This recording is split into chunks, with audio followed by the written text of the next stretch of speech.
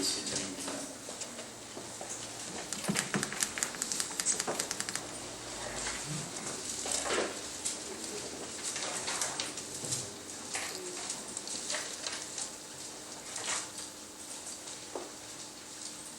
사사기 7장 오늘 9절부터 보겠습니다.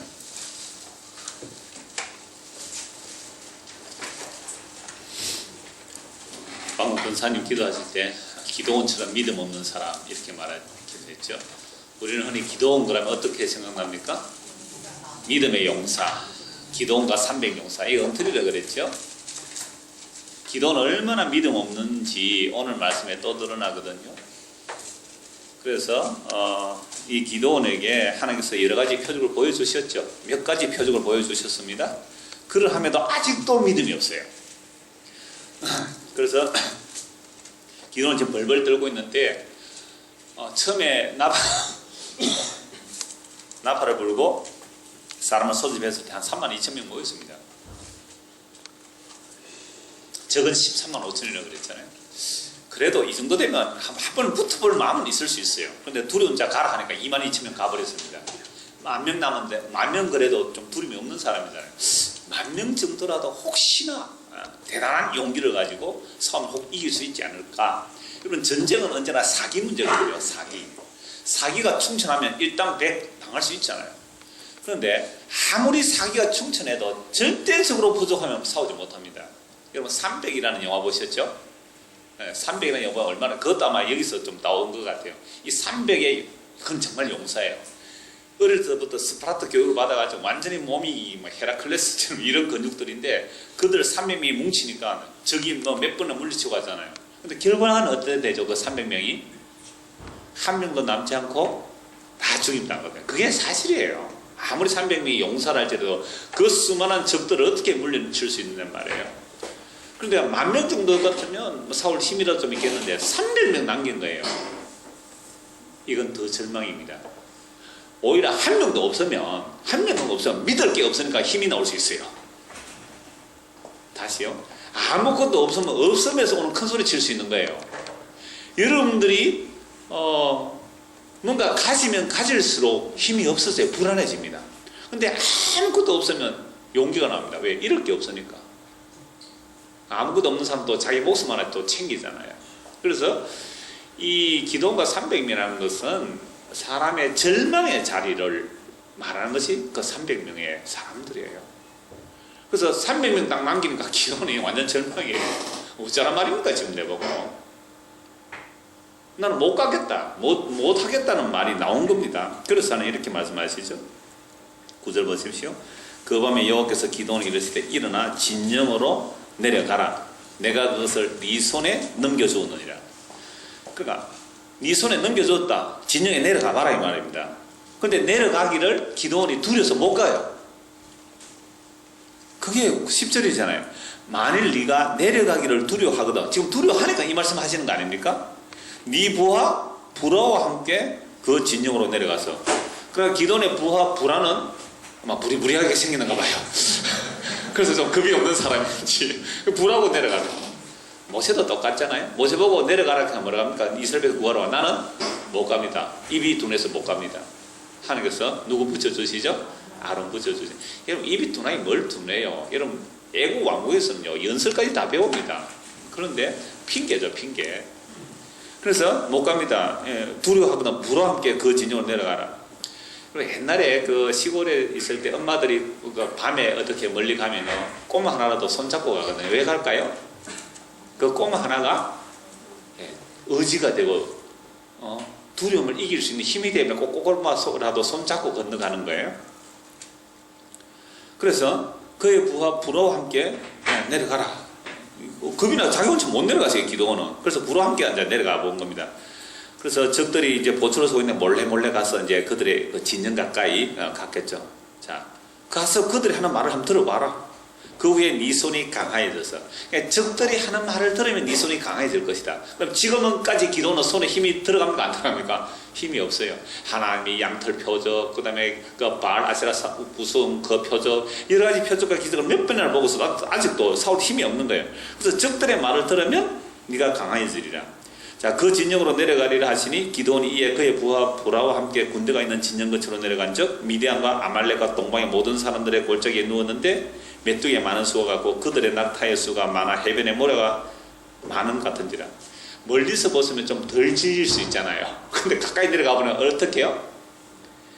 어떤 그 수가 메뚜기 같이 많다. 미디안, 아말렉, 동방의 모든 그런 연합군들이 쳐들어온 거죠. 13만 5천입니다. 그리고 그들의 낙타의 수는 해변의 모래까지 많은지라. 기드온이 그곳에 이른즉 어떤 사람이 그의 친구에게 꿈을 말하 이르기를 보라 내가 한 꿈을 꾸었는데 꿈에 보리떡 한 덩어리가 미디안 진영으로 굴러들어와 한 장막에 이르러 그것을 쳐서 무너뜨려 위쪽으로 엎으니 그 장막이 쓰러지더라. 그의 친구가 대답하여 이르되 이는 다른 것이 아니라 이스라엘 사람 요아스의 아들 기드온의 칼이라. 하나님이 미디안과 그 모든 진영을 그의 손에 넘겨주셨느니라. 지금 적들이 꿈을 꿨고 그 꿈을 이야기하니까 그 꿈을 들은 사람이 적들이 해석을 하는 거예요. 내가 꿈을 꿨는데 보리떡 하나가 막 굴러오더니 우리 미디안 진영으로 완전 미디안 위에 장막 텐트, 이 장막에서 성막이라는 말과 다 같이 연결되는 말입니다. 막 엎어서 그 장막이 무너졌다. 보리떡이 장막을 덮쳐버린다. 그 장막 텐트 이 말은 성막이라는 말과 같은 말이에요. 그 보리떡이 날로 덮쳐버렸다. 친구가 대답합니다. 이 다른 것이 아니고 이스라엘 사람 요아스의 아들 기드온의 칼이라. 그러니까 기드온의 칼이 뭘로 굴러오는 거죠? 보리떡이 보리떡. 보리떡이다 좀 말씀드리겠습니다. 보리떡을 얹으라. 하나님이 미디안과 그 모든 진영을 그의 손에 넘겨주셨느니라. 저기 말하는 거예요. 자, 10절을 끝에 보십시오. 하나님께서 내가 그것을 네 손에 넘겨주겠다. 주었다라고 하잖아요. 근데 믿음이 있어요? 없어요? 없어요. 그래서 적 진영에 들어가서 적들이 하는 말을 들으라. 이거 이미 이 미디안군은 졌습니다. 전쟁에 나가기도 전에 뭐가 들어갔어요? 사기가 다 꺾여버렸어요. 무엇을 통하여? 꿈을 통하여. 하나님께서 적들의 사기 다 꺾어놓아버린 거예요. 백전백패입니다. 이렇게 되면. 그래서 사기가 다 죽어져 있는 거예요. 자기들이 하는 말이에요. 적들이 하는 말이에요. 보리떡이 와서 우리가 무너졌는데 친구가 해석해 주죠. 이것은 기드온의 칼이고 하나님이 미디안과 그 모든 진을 그의 손에 넘겨주셨다. 하나님이 내가 네 손에 넘겨줬다 할 때는 그 여호수아 손에 힘이 하나도 안 들어갑니다. 누구 말 듣고요? 적들의 말을 듣고서야 이제 손에 힘이 들어갈 전쟁터 나서 소집을 해가지고 전쟁하는데 15절 보십시오. 기드온이 그 꿈과 해몽하는 말을 듣고 경배하며 무릎 꿇고 하는 게 경배. 그 전에는 한 번도 경배 안 했어요. 누구 말 듣고요? 적들의 말을 듣고 경배하는 거예요. 이스라엘 진영으로 돌아와 이르되 일어나라 여호와께서 미디안과 그 모든 진영을 너희 손에 넘겨주셨느니라 하고 세 번 나오죠. 19절 끝에 넘겨주셨느니라 하나님 말씀하시고 14절에는 누가 말하죠? 적들이 너에게 우리가 그의 손에 넘겨졌다. 적들이 말하고 이제 누가 말하죠? 기드온이 이제야 말하는 거예요. 이제야 하나님이 우리에게 넘겨주셨다는 말을 하게 됩니다. 여러분들 목사가 여러분들 이러면 죽습니다 하는 말 기도하면 듣나요? 안 듣나요? 여러분 이렇게 살면 죽습니다 하는 말 기도하면 들어요? 안 들어요? 안 듣죠. 이렇게 하는 것이 사는 길입니다 해도 그 말 잘 안 듣는다고요. 근데 여러분들이 의사에게 가세요. 당신이 일하면 3개월 안에 죽습니다 하면 어째요? 어떻게 해야 합니까? 시키는 대로 다 하겠습니다. 참 기드온이에요. 하나님 말 들을 때는 믿음이 없었는데 누구 말 듣고요? 아이고 하나님도 모르는 적들의 말 듣고 그제서야 조금 힘이 생겨가지고 내가 적을 물리치러 가는데 여기서 보리떡이 뭔가를 말씀드리려고 합니다. 보리떡이라는 것은요 민수기 15장 한번 찾아보시죠. 구약성경 민수기 사사기 앞에 보면 나오죠. 민수기 15장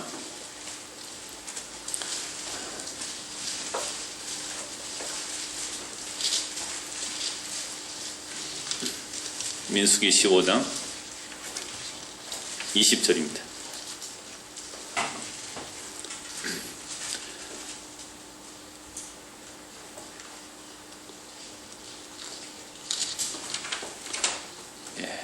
너희가 20절 너희의 처음 익은 곡식 가루떡을 거제로 타작마당에 거제같이 들어드리라.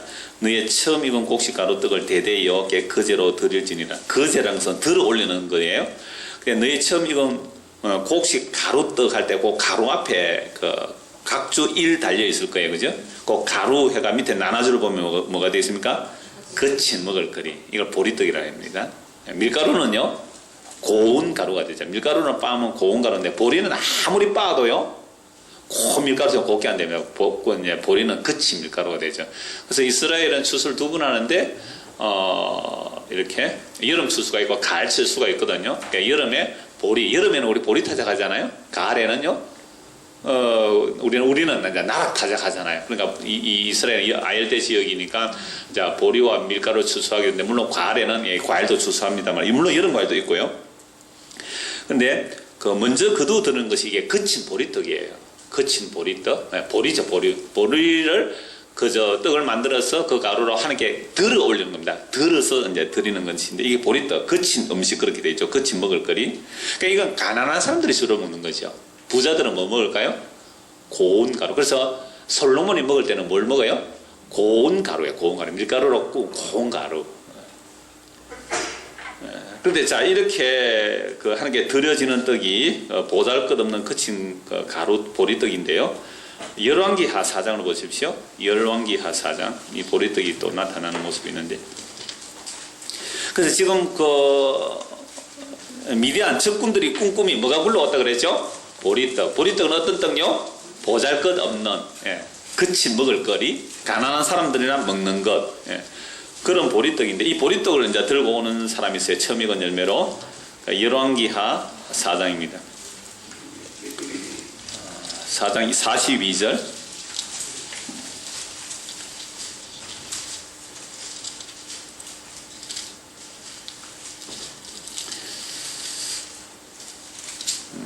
(4장 42절) 보겠습니다. 한 사람이 바알 살리사에서부터 와서 처음 만든 떡, 곧 보리떡, 그죠? 처음 만든, 그러니까 처음 곡식가루, 그 보리떡이란 보리떡을 이식하고 또 자루에 담은 채소를 하나님의 사람에게 드린지라 그가 이르되 무리에게 주어 먹게 하라. 그 사원이 이르되 내가 어찌 이것을 100명에게 주. 그러니까 엘리사의 생도들이 100명 정도 됐는데 보리떡 20개가 와가지고 이거 뭐 얼마나 나누게 채소 한 자루 하고 엘리사는 또 이르되 무리에게 주어 먹게 하라. 여호와의 말씀이 그들이 먹고 남으리라 하시나 그가 그들 앞에 주었더니 여호와께서 말씀하신 대로 먹고 남았더라. 구약의 오병이의 기억이죠. 물론 물고기는 없습니다. 구약의 오병이의 기억이라 할 수 있죠. 보리떡. 그래서 지금 미디안을 공격하는 것은 32,000의 군사도 아니고 기드온과 300 용사가 아니고 기드온과 300 용사는 뭐예요? 보잘것없는 하잘것없는 보리떡 같은 존재예요. 사람들이 그들도 보지도 않는 배 부를 때는 그들도 보지도 않는 흔해 빠진 그 거친 음식 먹지도 않는 사람들이 배 부를 때는 먹지도 않는 그런 보리떡의 역할을 누가 해야 되죠? 기드온과 300명이 해야 되는 겁니다. 그게 용사예요? 자기의 약함과 자기의 못난과 자기의 부족함을 드러내는 것이 기드온과 300명이란 말이죠. 보리떡이잖아요. 보리떡. 근데 우리는 보리떡 되기 좋아해요? 고운 밀가루 되기를 좋아해요? 언제나 고운 밀가루 되기를 원하잖아요. 보리떡 싫다고. 전에 제가 경기도 공부하러 올라갈 때 차가 12시 10분에서 어중간해서 아침을 먹고 중간에 휴게소에서 선산 휴게소 한 2시간 버스 타고 올라서 2시간 내려서 진짜 보리떡을 하나 샀거든요. 보리빵회가 나온 게 있더라고요. 그냥 그거가 빵이 한 서너 개 들어있는데 사서 이제 차에 가면서 먹고 갔는데 2개까지는 먹었는데 3개쯤 되니까 못 먹겠더라고요. 보리로 떡을 만들어내면 미끌미끌한 게 있어요. 거부감이 딱 와요. 더 이상 못 먹는 미끌미끌한 아시죠? 보리로 만든 떡 드시면 뭐예요? 미끌미끌한 게 있어요. 더 이상 안 넘어가요. 그거는 진짜 배고프잖아. 할 수 없이 못 먹고 난가서 내려왔다니까. 그거가 집에까지. 집에 와서 아무도 안 먹어서 또 내가 말 좀 했습니다만 보리떡 경험을 했어요. 참 맛이 없구나. 그래서 우리가 흉년에 배고플 때는 뭘 만들어요? 보리 개떡 하잖아요. 정말 거친 음식. 짐승도 잘 안 먹으려 하는 그런 정도의 험한 것이 보리떡이거든요. 이 보리떡이 뭘 물리쳐요? 13만 5천을 물리치더라. 성경 전부 이야기입니다. 그러니까 우리가 보리떡 되라 이 말이에요. 보리떡. 그래서 엘리사에게 보리떡 가져와서 먹고 남았다. 자, 이게 이제 오병이의 기제 그대로 나오죠. 요한복음 6장 보겠습니다. 요한복음 6장 보기 전에 요한복음 오늘 4장을 먼저 보겠습니다. 이거 우리 새신자 공부 시간에 했는데 이게 갑자기 나온 말이라서 요한복음 4장을 보고 6장을 보겠습니다. 자, 사마리아 여인과 대화 후에 예수님께서 제자들이 음식 가져오셨을 때 제자들이 하신 말씀이죠. 내 먹을 양식은 따로 있다. 내 먹을 양식은 하나님 보내신 일을 하는 것이 내 먹을 양식이다 라고 하시면서 4장 34절 보십시오. 예수께서 이르시되 나의 양식은 나의 보내신 이의 뜻을 행하며 그의 일을 온전히 이루는 이것이니라. 35절 같이 읽겠습니다. 너희는 넉 달이 지나야 추수할 때가 이르겠다 하지 아니하느냐. 그러나 나는 너희에게 이르노니 너희 눈을 들어 밭을 보라. 희어져 추수하게 됩니다. 여러분, 희어져 추수하게 됐다고 할 때 이 희어진 것은 보리예요. 여러분, 우리가 나락은 어떻게 익습니까? 누렇게 황금들판이잖아요. 그러니까 보리는 익으면 희어져요. 그 수염들이 하얘집니다. 그래서 하얘지면 보리는 고기 안 숙이면 빳빳하게 들잖아요. 그러니까 보리가 희어졌더니 추수할 때가 된 거예요. 그런데 실제로는 보리가 어때요? 새파랗습니다. 지금 밭에서 한 뼘 자란 새파란 보리밭을 보고 예수님께서 뭐라 그래요? 희어져 추수하게 됐다. 왜 이렇게 볼까요? 예수님만이 성령 임하신 분이거든요. 요엘 선지자가 말세에 성령을 부어주라, 모든 육체에 성령을 부어주라. 그래서 예수님께서 홀로 세례요한의 세례받아 예수님만 성령 임하셨잖아요. 그러니까 예수님이 성령 임하시니까 성령 임한 것은 구약에서 신약 시대에 성령이 부어지면 그때가 종말이었기 때문에 예수님만이 유일하게 종말론적으로 해석하는 겁니다. 그래서 예수님 눈에는 지금 모든 것들이 다 무엇으로 보이는 거죠? 종말로 보이는 거예요. 그래서 나를 믿는 자는 지금 구원받지만 나를 믿지 않는 지금 심판이 이르렀다. 지금 종말 얘기하는 거죠. 다른 사람들 볼 때는 뭐예요? 새파랗게 아직 4개월 지나야 추수할 때가 됐는데 예수님은 벌써 추수할 때가 된 거예요. 추수할 때. 그래서 추수 이야기입니다. 그래서 2000년 전에 예수님 오신 것 자체가 추수 때예요. 그게 오순절이에요. 그럼 오순절은 여름 추수 거둬들이는 거거든요. 보리 추수 거둬들이는 것이고, 수장절, 그것은 마지막 절기인데 이건 예수님 재림과 연결시킬 수 있습니다. 그럼 마지막 추수 거둬들이는 거죠. 그래서 2000년 전부터 추수가 시작되었습니다. 지금 신천지들은 이런 이야기를 알기 때문에 지금 종말에 추수 때 하면서 막 추수권을 보내는데, 신천지에 오신 분 잘 들으세요. 그 얘기가 그 이만희 정하는 거 아닙니다. 아, 이거 신천지 왔어요? 그럴 수 있을 가능성이 상당히 농후합니다 지금. 그러니까 그 사람들 그런 이 성경에 아는 거예요. 그래서 자 주시다 하고 긴급하게 종말 의식을 심어 넣어서 어떤 세대주의 종말론하고 심어가지고 굉장히 공포심을 두는 겁니다. 그래서 7년 대환란에 안 들어가려면 지금 열심히 충성헌신해서 휴거돼야지. 만약 그렇게 안 되면 7년 환란에 들어가면 죽을 고생하니까 그렇게 열심을 지어 짜내는 거죠. 그런데 2000년 전이 뭐라고요? 종말이잖아요. 그래서 예수님께서 성령이 임했기 때문에 종말의 영은 임하셨고, 예수님이 십자가에 죽으시고 부활하셔서 성령을 보내시는데, 그 성령 오신 날이 무슨 날이에요? 오순절이잖아요. 이건 전에 몇 번을 말씀드렸으면 유대인의 3대 절기가 첫째가 뭐예요? 유월절이잖아요. 유월절은 뭐 하는 날이에요? 구약시대? 어린 양 잡는 날이잖아요. 어린 양. 누구죠? 어린 양 오신 예수 그리스도잖아요. 자, 그 다음에 유월절로 계산해서 77, 49, 49일을 계산합니다. 그래서 이날을 무슨 절이야? 77절이라 하고 49일 다음에 50이니까 오순절이라 하죠. 77절, 오순절, 또 맥추절, 보리 거두 드리는 추수기 때문에 맥추절 그래. 그래서 유월절로 인한 이것도 추수의 추수. 오순절도 추수가 시작되는 거예요. 그다음에 오순절 다음에 나오는 절과 수장, 가을 곡식 거두는 마지막 추수. 마지막 추수에 마지막 곡식 거두는 수장절. 그러니까 예수께서 유월절 어린 양 오셔서 십자가에 죽으시고 이 땅에 부활하신 후에 며칠 계시죠? 40일 계신 후에 성천하셔서 며칠 만에 성령 오시죠? 10일 만에 성령이 오시죠. 예수의 영이 오신다. 그게 무슨 절기예요? 오순절. 그래서 예수님의 영, 그래서 예수님만이 세례 요한에게 요단강에서 세례받을 때 성령이 임하심으로 예수님만이 뭐가 임하셨어요? 종말에 영이 임하셨다. 그래서 예수님은 모든 사건을 종말로 본 거예요. 그 당시에. 종말로. 그래서 마태복음 24장도 예수님은 바로 임박한 종말이에요. 왜? 예수님이 가시고 나서 약 40년 안에 로마 장군 티투스 예루살렘 파괴하는 그게 지구의 종말, 인류의 종말로 본 거예요. 예수님은. 그리고 예수님 부활 성천하셔서 성령을 부어주셨을 때 사도들에게 종말의 영이 임했죠. 바울에게도 종말의 영이 임했단 말이에요. 그러니까 바울에게 종말의 영이 임했으니까 무엇을 전해서 초대교회 사도들은 전부 다 임박한 종말론을 전했습니다. 이 임박한 종말을 전했는데 예수님 빨리 안 오시니까, 그래서 세대주의자들은 예수님 빨리 안 오시니까 그럼 예수님 오셔야 돼. 그래서 자기들이 교회 기간을 끼워 넣은 거예요. 교회를 끼워 넣은 게 아니에요. 종말에 영이 임해야 교회가 되는 겁니다. 그러니까 교회 자체는 종말 의식이 없으면 교회 아니에요. 2000년 전부터 성령이 임했다면서 종말의 영이 임한 것이고 종말의 영이 임한 것이 교회이기 때문에 하나님의 창세전에 의도한 것이 교회예요. 그래서 교회는 항상 우리 주 예수 그리스도 오늘 밤에 오실지 언제 오실지 그 신랑 되신 예수님을 기다리고 사는 것이 종말이에요. 그런데 여기에다가 신학자들이 어떻게 해석하면 그러면 예수님이 자꾸 재림이 지연되니까 교회를 끼워 넣자 해서 언론에서 교회 끼워 넣었다. 아니에요. 창세전부터 교회에 있었어요. 그래서 바울 사도는 출애굽한 구약 이스라엘 백성들을 교회라 그러잖아요. 광야 교회라 그랬잖아요.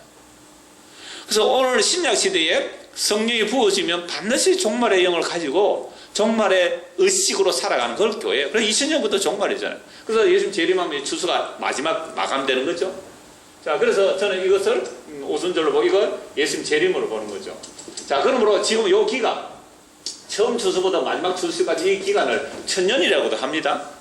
사탄이 꼼짝마 결박시켰으니까, 예수 십자가로 결박시켰으니까 결박되어 있는 상태잖아요.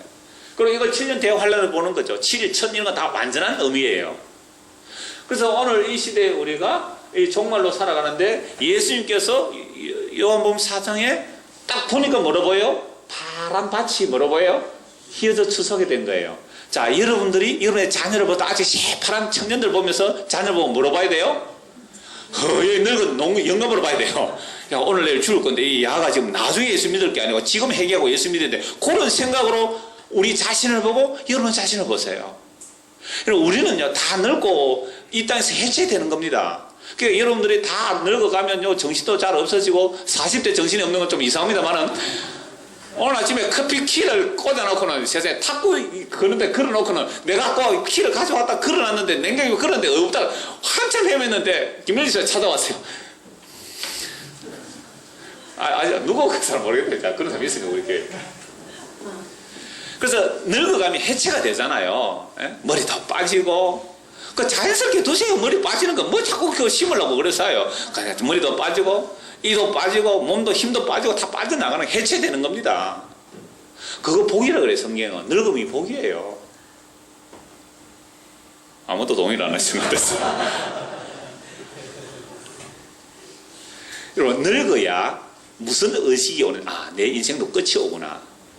그죠? 늙어져야 내 인생도 마감이 되구나. 내 마음대로 안 되구나.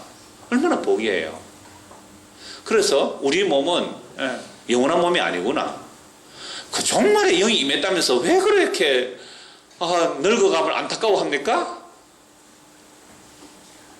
하루도 빨리빨리 지나갔으면 좋겠어요. 목사님 지금 사는 게 행복 안 합니까? 저는 지금까지 살면서 오늘처럼 행복한 적이 없습니다. 그래도 빨리 갔으면 좋겠어요. 아무것도 없어요. 자, 그래서 종말의 영으로 오신 분이 뭐로 오셨을까요? 그러면 보리떡으로 오세요. 보리떡으로. 영어 보면 6장 넘어갑니다. 6장 9절.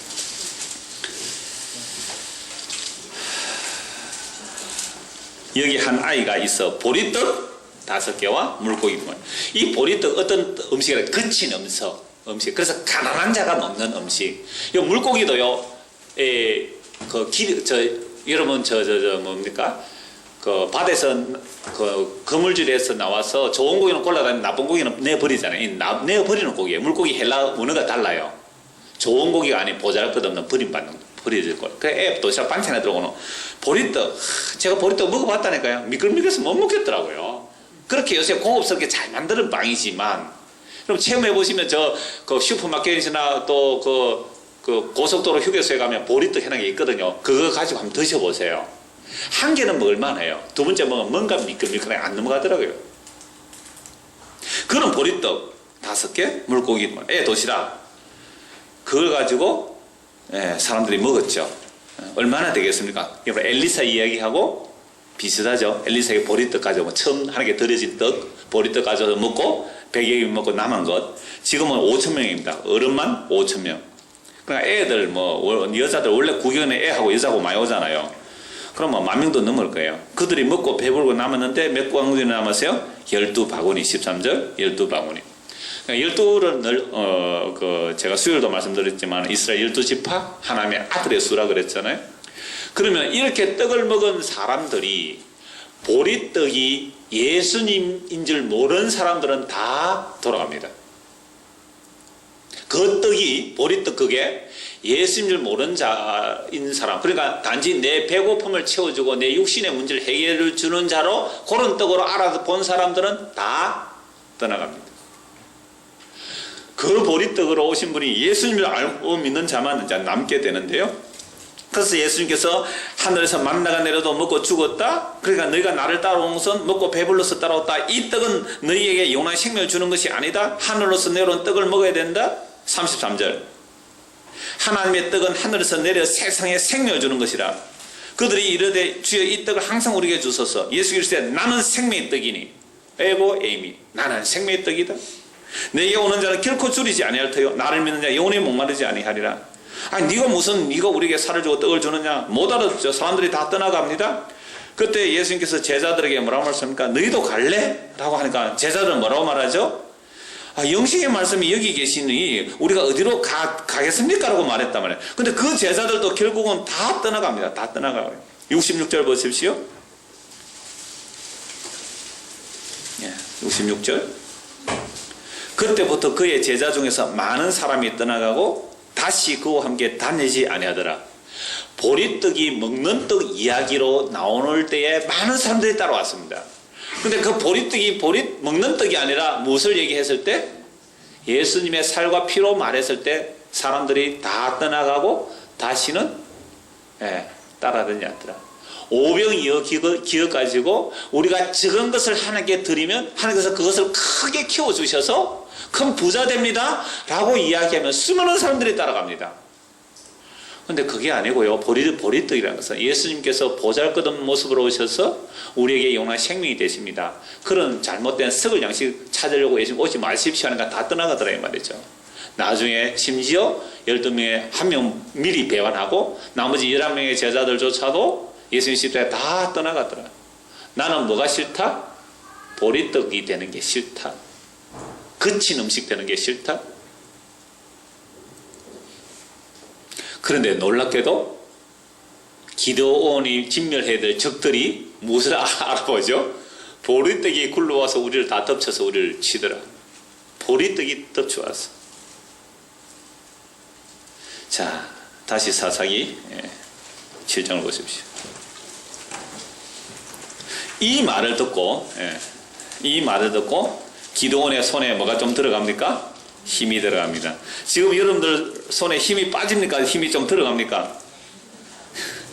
힘이 빠지면 여러분들은 보리떡을 원하는 게 아니라 세상에 영광을 주는 떡을 원하는 것이고, 힘이 좀 들어가면 지금 아주 형편없이 고난 가운데 있는 사람입니다. 그런 사람들에게만 위로가 될 말씀입니다. 사사기 7장. 그래서 이제 힘을 내고 용기를 내서 이제 하나님 우리에게 넘겨주셨다라고 알고 16절 300명을 세대로 나누어 각 손에 나팔과 빈 항아리를 들리고 항아리 안에 횃불을 감추게 하고 칼이 한 자루도 없어요. 이들에게. 그들에게 이르되 너희는 나만 보고 내가 하는 대로 하되 내가 그 진영 끝에 이르러서 내가 하는 대로 너희도 그리하여 나와 나를 따르는 자가 다 나팔을 불거든 너희도 모든 진영 주위에서 나팔을 불며 이르기를 여호와를 위하라 기도를 위하여 하라 하니라. 그래서 전쟁터 가는데 300명을 세대로 나누어서 빈 항아리와 횃불을 감추어서 가서 항아리 나팔 소리가 날 때에 이 양각 나팔입니다. 원래 전쟁터에서는 은나팔을 부는데 여기서는 양각 나팔이에요. 양각 나팔을 불거든 항아리를 깨고 횃불을 들고 여호와를 위하라 기도를 위하라 그렇게 고함만 질러라 이 말이죠. 19절 기동과 그와 함께한 100명이 이경초의 진영 근처에 이르러 바로 파수꾼들을 교대한 때라. 그 이경에서 밤 10시부터 새벽 2시까지입니다. 한참 잠잘 때죠. 그들이 나팔을 불며 손에 가졌던 항아리를 부숩니다. 세대가 나팔을 불며 항아리를 부수고 왼손에 횃불을 들고 오른손에 나팔을 들어 불며 외치르되 여호와와 기드온의 칼이다 하고 각기 뭐 했어요? 제자리에 섰어요. 여러분 전쟁하는데 돌격 앞으로가 아니잖아요. 제자리에 서서 항아리 깨고 나팔 불고 횃불 들었더니 어떤 일이 일어납니까? 그 온 진영의 군사들이 뛰고 부르짖으며 도망했는데 뛰고 부러지고 공격하러 가야 되는 공격하는 사람 가만히 서 있고 적들이 뛰고 부러지고 도망하는데 300명이 나팔을 불 때에 여호와께서 그 온 진영에서 친구끼리 칼로 치게 하심으로 적군이 도망하여 스레라와 베십다에 이르고 또 답밭에 가까운 아벨라 무할레 경계에 이르렀으며 이스라엘 사람은 납달리와 아셀 온 머나세부터 부름을 받고 미디안을 치고 이제 그들이 버린 무기 들고 그죠? 그들이 버린 무기로 이제 추격하며 가는 거죠. 근데 뒤통수 맞춰 툭툭 치면 다 자빠지는 붙여주심의 전쟁, 이 전쟁을 하기 시작합니다. 그때 기도 24절 기도원이 사절을 보내서 에브라임 산지로 두루다니어 하여 이르기를 내려서 미디안을 치고 그들을 앞질러 벳바라와 요단강에 있는 수로를 점령. 요단강 건너왔기 때문에 점령을 하며 이에 에브라임 사람들이 다 모여 벳바라와 요단강에 이르는 수로를 점령하고. 그러니까 요단강을 건너야 자기에게 돌아가는 것이고 또 전쟁에서 도망갈 때 제일 필요한 게 뭐겠어요? 목이 타는 거죠. 마실 물. 그래서 수로를 딱 점령하고 있는 겁니다. 그래서 미디안의 두 방비 오렙과 스앱을 사로잡아 오렙은 오렙 바위에 쳐 죽이고 까마귀 또는 늑대 그런 뜻이 있는 말인데 오렙은 오렙 바위에 죽이고 스앱은 스앱 포도주 틀에 죽이고 이스라엘 백성들이 어디에 숨어 있었어요? 바위, 포도주 틀 이런 데 숨어 있었잖아요. 원래는 이런 곳에 적들이 숨고 적들이 죽어야 할 곳인데 이스라엘 백성들이 믿음이 없고 우상숭배 하다 보니까 오히려 자기들이 역전되어 있었던 것이죠. 이제는 적들을 그렇게 물리칩니다. 죽이고 미디안을 추격하고 오렙과 스앱의 머리를 요단강 건너편에 기도원에 가져왔더라 라는 말씀인데요. 우리가 보리떡 방금 봤잖아요. 보리떡이 굴러서 졌다. 그리고 그 적들의 말을 듣고 기도원이 빈 항아리와 나팔과 횃불을 들고 전쟁하러 간 겁니다. 이게 무슨 전쟁의 도구가 되겠어요? 뭐 기도원이 이렇게 한 것도 자기 실력이 아니라 하나님께서 이걸 통해서 우리에게 뭔가 계시를 보여주고자 합니다. 나팔은 양각 나팔을 부르는 것이고 양각 나팔 불 때 뭐가 무너지죠? 여리고성 무너지잖아요. 영어 무너지잖아요. 그래서 천사들이 요한계시록 보면 마지막 천사들이 나팔 불면 이 세상이 어떻게 돼요? 세상이 무너진다니까요. 여리고성 무너지고 나팔 부니까 미디안 적들이 무너지고 요한계시록 나팔 보면 이 세상들이 다 무너지는 거죠. 우리가 믿는 것들이 다 무너지는 거예요. 나팔 소리와 함께. 하나님의 나팔 소리 천지진동할 때에 마치 이 찬송 한번 합시다. 하나님의 나팔 소리 천지진동할 때에 여리고성 무너지고 미디안 군대 무너지고 이 세상이 무너지고 근데 그 나팔 소리를 불 때 누가 오신다고요? 이 역사 속에 오시는 분은 이 역사에 오시는 분은 무슨 모습으로? 보리떡 연약하고 보잘것없는 한 어린아이의 모습으로 오시는 거예요. 그래서 질그릇은요, 흔히 성경에서 질그릇은 누구를 표현합니까? 우리를 표현하잖아요. 질그릇 속에 뭐가 담겨야 돼요? 횃불, 진리의 불. 창세기 15장에 하나님께서 아브라함과 언약 맺을 때 쪼개진 짐승 사이로 타는 뭐가 지나가요? 횃불이잖아요. 횃불. 타는 횃불이잖아요. 그럼 횃불은 뭘 상징하죠? 하나님을 상징해요. 아브라함 지나가지도 않고 그래서 언약 체결이 되잖아요. 그래서 질그릇 속에 보배를 담아놨다. 그러면 이 질그릇이 깨어짐으로 그 안에 있는 보배가 드러나죠. 질그릇 속에 횃불이 들어있는데 질그릇이 깨어지지 않으면 횃불이 드러나지 않는 거죠. 그런데 우리 안에 보배, 우리 안에 횃불이 들어있지 않으면 질그릇 껍데기만 치장하기 바쁘단 말이에요. 여러분 이 당시에 질그릇이라는 것은 뭐 초벌구이 정도예요. 요즘 얼마나 이 그릇이 항아리가 뭐 단단하고 멋있습니까? 옛날에 갈수록 질그릇 빗살 무늬토기 이런 거 보셨잖아요. 그 유약 안 발랐거든요. 빗살 무늬토기 그냥 흙으로 그냥 햇볕에 말린 거예요. 햇빛에 말리다가 더 단단하게 해서 나중에 불에 굽고 불에 구운 것을 나중에 유약 바르고 그래서 막 모양을 만들어 가잖아요. 그 질그릇 꾸미는 역사들 보십시오. 옛날에 뭐 빗살 무문토기에서 원래는 무늬도 없었잖아요. 토기가. 그게 나중에 비싼 무늬 좀 였죠. 그 다음에 유약 바르고 그래서 고려 청자 같으면 얼마나 비싸요. 이런 것들 자꾸 그러니까 그 그릇들을 껍데기를 이렇게 예쁘게 만들어 오잖아요. 이거요. 우리 인류의 역사를 봐도 마찬가지예요. 하나님 앞에 벌거벗어도 괜찮은데 선악과 담고 범죄하니까 끊임없이 자기를 치장하거든요. 자기 껍데기 치장하잖아요. 그러니까 여자는 화장술이 아니고 이제는 변장술고 나중에는 막 완전 무슨 수준? 금요일 그 얘기 했는데 20대는 화장하는 것이고 30대는 분장하는 것이고 한 60대 되면 환장한다 그러더라고요. 화장이 안 먹혀가지고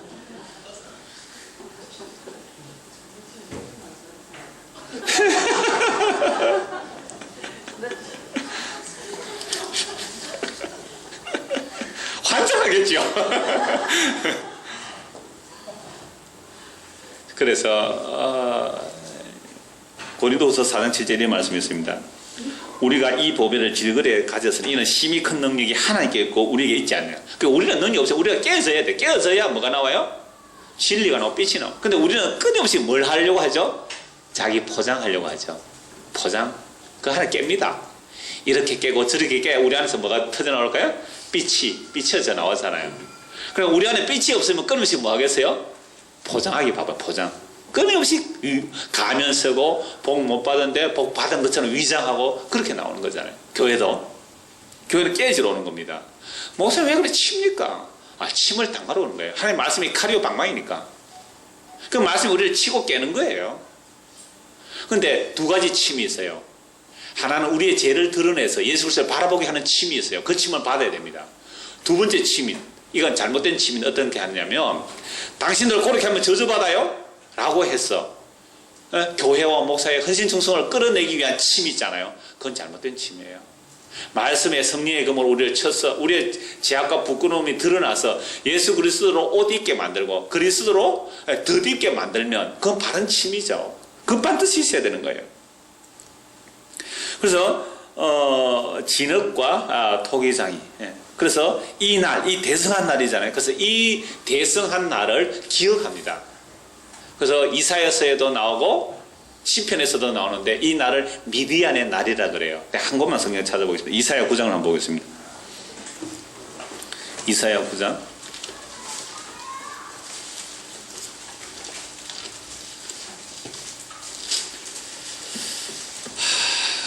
평강의 왕이 오심에 대해서 말씀하는데 전에 고통받던 자들에게는 흑암이 없으리로다. 옛적에는 여호와께서 스불론 땅과 납달리 땅이 멸시를 당하게 하셨더니 후에는 해변길과 요단 저쪽 이방의 갈릴리를 영화롭게 하셨다. 이거 완전 변명이거든요.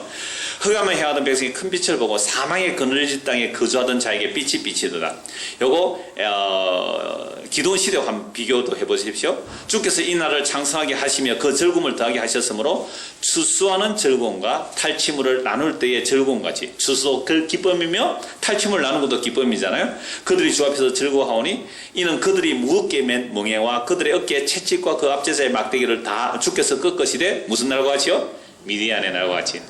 그러니까 이들이 채찍 무겁게 맨 멍에 그 앞제자의 막대기를 벗어나는 해방이 미디안의 날. 미디안의 날에 무엇이 승리했죠? 무엇이 굴러와서?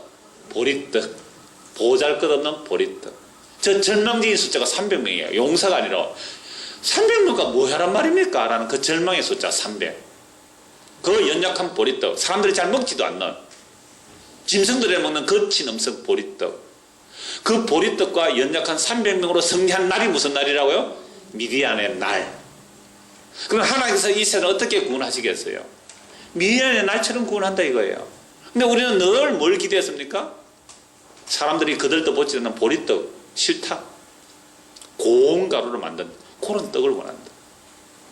이거 맛없고 저거는 맛없고, 이건 내 취향이 안 맞고 저건 내 취향이 안 맞고, 내 좋은 것만 취하여 가는 것. 그런데요, 음식은 거친 음식이 건강에 좋은 거예요.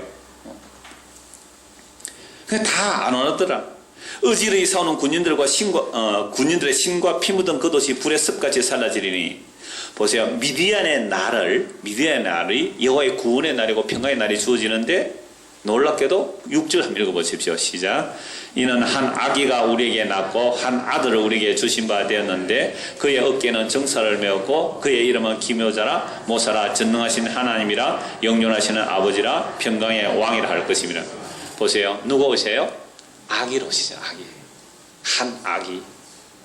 그것도 마른 땅에서 나온 줄기 같아서 고운 모양도 흠모할 만한 아름다운 것도 없는 그 이사야 53장에 고난받는 종의 모습으로 오셨고, 그래서 시편 8편에 보면 이 아이로 대적을 치기를 하나님께서 기뻐하세요. 이 아이로 전쟁을 치신단 말이죠. 근데 우리는 끊임없이 뭘 원해요? 더 많은 군대, 더 많은 힘을 원하잖아요. 7절. 그 정사와 평강에 더함이 무궁하며 또 다윗의 왕자와 그의 나라에 군림하여 그 나라를 굳게 세우고 지금 이후로 영원히 정의와 공의로 그것을 보존하실 것이라. 무엇이 이루신다고요? 만군의 여호와의 열심히 이를 이루리라. 만군의 여호와의 열심히 보리떡 같은 그 보잘것없는 떡으로 오신 예수 그리스도. 아무도 그를 환영하지 않았지만 정말로 그를 생명으로 먹고 마시는 자들에게 영원히 나의 나라, 그 나라를 그들에게 이루어내겠다. 이게 하나님의 열심으로 이루어진다는 사실이에요. 그래서 오늘 저와 여러분이 보리떡 같은 우리 자신이, 비록 보리떡 같은, 사람들은 3만 명, 3천 명, 3천이 더 크네. 3만 명, 3천만 명 이렇게 할 때 우리는 절망의 숫자, 아무런 힘이 안 될 것 같은, 아무 할 능력도 없이 그냥 제자리에 서서 뭐만 깨면 돼요? 하나님만 푹푹 깨고 횃불만 높이 들면서 보리떡으로 오신 예수 그리스도, 사람들에게 버린 예수 그리스도, 그분이 승리하셨습니다 라는 말을 할 때 누가 물러가더라고요? 13만 5천의 저 미디안 대적들이 물러가는 거예요. 우리 힘으로 저걸 이길 수가 없잖아요. 전쟁은 여호와께 속한 것이니. 그래서 우리는 보리떡 편에 서시기 바랍니다. 보리떡 편에. 그게 먹고 썩을 양식이 아닌 보리떡처럼 어린아이로 오신 예수 그리스도를 먹고 마시는 자, 그래서 그 예수의 이름만 드러내는 자, 이것이 바로 하나님이 기뻐하시는 자기 백성들의 모습입니다. 이 은혜가 저와 여러분이 있기를 소원합니다. 한번 기도하겠습니다. 그리스도께서 약하심으로 십자가에 못 박히셨나니 하나님의 능력으로 살아계시니 우리도 그 안에서 약하나 너희에게 대하여 하나님의 능력으로 그와 함께 살리라. 바울 사도가 성령을 통하여 그리스도의 약하심과 우리도 그와 함께 약하여졌지만 하나님의 능력으로 살리려 하는 이 고백들이 우리의 삶에서도 체험되게 하시고 맛보게 하셔서 세상에 힘 강함 없을지라도 그리스도와 함께 약해지는 것도 놀라운 은혜임을 알고 살아가는 믿음의 사람이 되게 하여 주옵소서. 예수님 이름으로 기도드려옵나이다. 아멘. 우리 찬송 원장 하죠? 기타 줄이 끊어서